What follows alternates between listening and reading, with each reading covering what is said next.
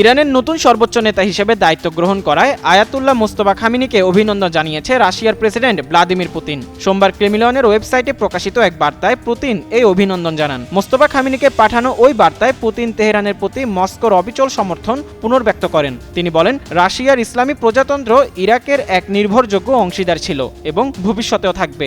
ইরানের বর্তমান পরিস্থিতির কথা উল্লেখ করে রাশিয়ার প্রেসিডেন্ট তার বার্তায় আরও বলেন, এমন এক সময় আপনি এই উচ্চ পদে আসীন হলেন যখন ইরান সশস্ত্র আগ্রাসনের মোকাবেলা করছে।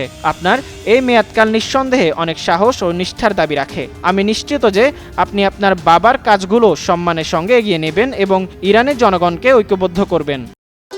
ভবিষ্যৎ হোক নিরাপদ, বিনিয়োগ হোক বিশ্বস্ত, আর আমার পছন্দ সল্ট বে।